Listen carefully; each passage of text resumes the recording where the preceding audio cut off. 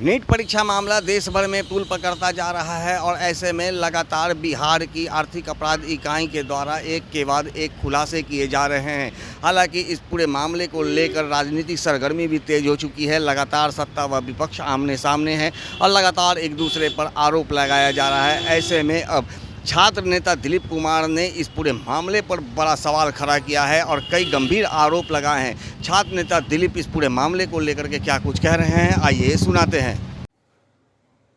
नमस्कार दोस्तों, मैं दिलीप कुमार। दोस्तों, हर प्रतियोगी परीक्षा का पेपर लीक हो जा रहा और ये अचानक से नहीं हुआ है, बल्कि पिछले कुछ वर्षों से बिहार में दरोगा, सिपाही, बीएसएससी, बीपीएससी का पेपर लीक होता रहा है और हम लोग 2018 से पेपर लीक के खिलाफ लड़ रहे हैं। लेकिन सरकार के द्वारा कठोर कार्रवाई नहीं किए जाने के कारण आज कहीं भी पेपर लीक होता है तो उसका कनेक्शन बिहार से जुड़ जाता है, क्योंकि बिहार में शिक्षा माफियाओं को राजनीतिक संरक्षण प्राप्त है। जो बड़े बड़े शिक्षा माफिया हैं, जो पेपर लीक में संलिप्त रहते हैं, कोचिंग शिक्षक, अधिकारी, नेता जो पेपर लीक में संलिप्त रहते हैं, ऐसे बड़े बड़े लोगों को, बड़े बड़े सेटरों को सरकारी संरक्षण, राजनीतिक संरक्षण प्राप्त है और ऐसे लोगों पे कभी कोई कार्रवाई नहीं होती है।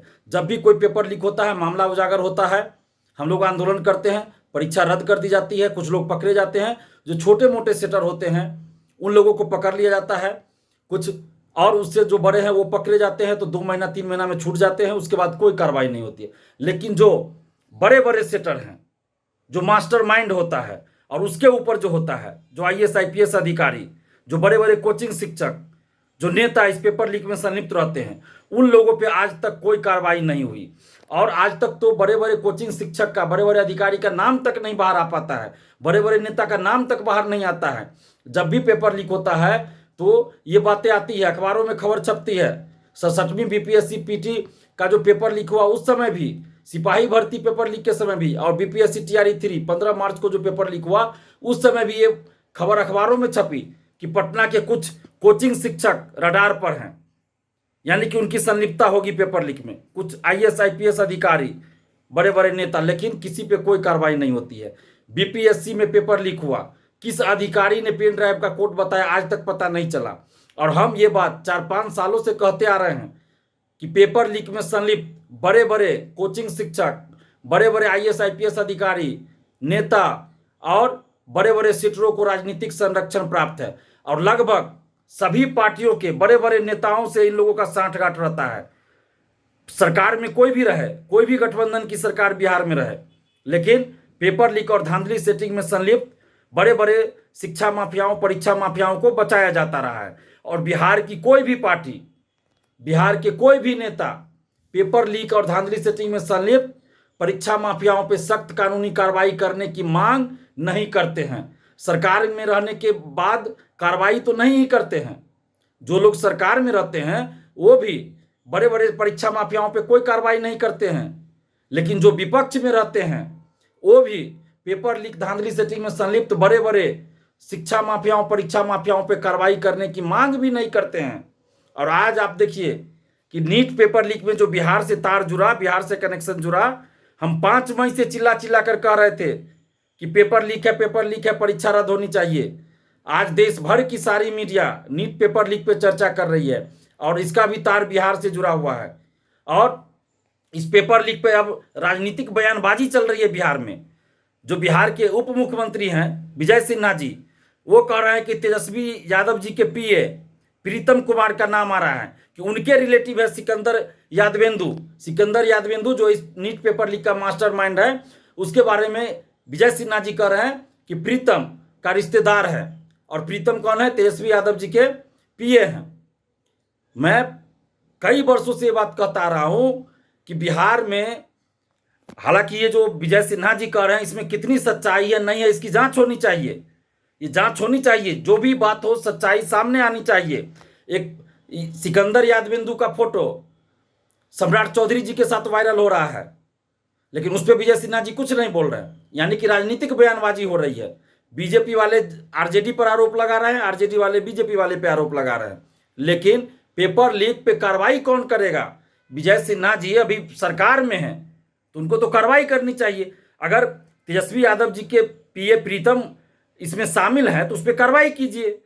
आप बोल क्या रहे हैं? कार्रवाई कीजिए ना। कार्रवाई करने का अधिकार किसको है? सरकार को होता है।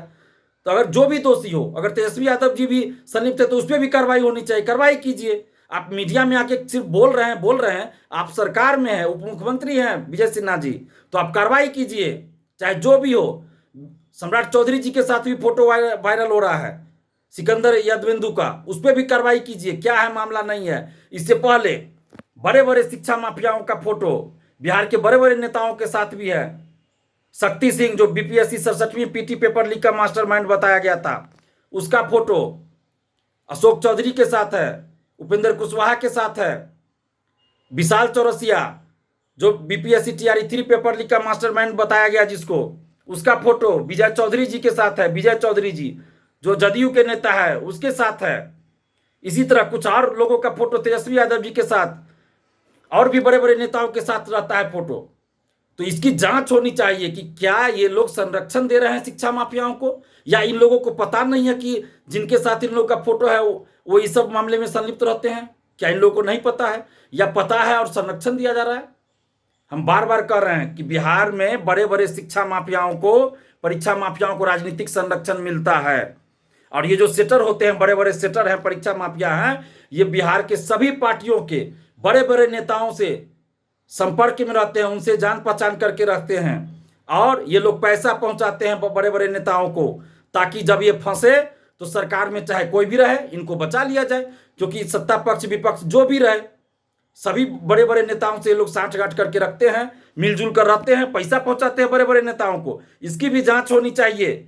मैं मांग कर रहा हूं नीतीश कुमार जी से कि आप पूरे मामले की जांच करवाइए कि ये जो बड़े बड़े शिक्षा माफिया, परीक्षा माफिया है, वो बिहार के किस किस नेता को पैसा पहुंचाता है, चाहे वो सत्ता पक्ष का हो या विपक्ष का नेता हो, जिसको भी ये लोग पैसा पहुंचाते हैं, जिससे भी मिली भगत है, जो भी नेता इसको ऐसे लोगों को संरक्षण देता है, जो भी नेता ऐसे लोगों को बचाता है, उन सभी नेताओं पर कार्रवाई कीजिए। चिराग पासवान जी 2020 विधानसभा चुनाव में, संजीव मुखिया और डॉक्टर शिव कुमार जो मास्टरमाइंड बताया गया, कई पेपर लीक में संलिप्त पाया गया है। डॉक्टर शिव कुमार की मम्मी को, उसकी मां को, यानी संजीव मुखिया की पत्नी को विधानसभा में टिकट दिए थे हरनौत से। रंजीत डॉन जो पेपर लीक का मास्टरमाइंड कई वर्षों से रहा, कई बार पकड़ा गया, उसको 2020 विधानसभा में टिकट चिराग पासवान जी ने दिया। तो इस तरह से जब राजनीतिक संरक्षण प्राप्त होगा तो कैसे पेपर लीक रुकेगा? जीतन राम मांझी जी जब मुख्यमंत्री थे तो डीएसपी रंजीत जो बीपीएससी 67वीं पेपर लीक मामले में पकड़ा गया था, उसको डीएसपी पद पे ज्वाइन करा दिया, जबकि आर्थिक अपराध इकाई ने उस समय मना किया था कि एसएससी पेपर लीक के मामला में उसका नाम आया था या जो भी हो, तो उस समय ये कहा गया था कि डीएसपी रंजीत रजक को नहीं ज्वाइन करवाइए। लेकिन जीतन राम मांझी ने डीएसपी पद पे ज्वाइन करवा दिया। और तारकिशोर प्रसाद जी जब उप मुख्यमंत्री थे तो डीएसपी रंजीत के पेट्रोल पंप का उद्घाटन करते हैं। तो इस तरह से खेल चल रहा है बिहार में, राजनीतिक संरक्षण मिलता है। हम कई वर्षों से ये बात कर रहे हैं कि बड़े बड़े शिक्षा माफियाओं, कोचिंग शिक्षक, आईएएस आईपीएस अधिकारी जो पेपर लीक में संलिप्त होते हैं, ऐसे लोगों को बिहार में राजनीतिक संरक्षण मिलता है, बड़े बड़े नेताओं का संरक्षण मिलता है। इसकी जांच होनी चाहिए। मांग कर रहे हैं नीतीश कुमार जी से कि इस पूरे मामले की, NEET paper leak, BPSC TRE 3 paper leak, सिपाही पेपर लीक, बीपीएससी 67वीं पीटी पेपर लीक, इन सब मामलों की जांच करवाइए, निष्पक्ष जांच। और देखिए कि कौन कौन नेता संरक्षण दे रहा है ऐसे सेटरों को, और कौन कौन नेताओं को ये सेटर पैसा पहुंचाते हैं। विधानसभा लोकसभा चुनाव में कौन कौन पैसे का इस्तेमाल करता है नेता, ऐसे लोगों पे प्रतिबंध लगना चाहिए। देश में एक कानून भी बनना चाहिए कि कोई भी नेता या कोई भी पार्टी अगर पेपर लीक में संलिप्त लोगों को टिकट देता है तो उस राजनीतिक पार्टी की मान्यता समाप्त होनी चाहिए। और जो नेता ऐसे लोगों को टिकट देता है उस नेता पे भी 20 वर्ष के लिए प्रतिबंध लगना चाहिए कि वो चुनाव नहीं लड़ सकता है, तब जाकर पेपर लीक रुकेगा।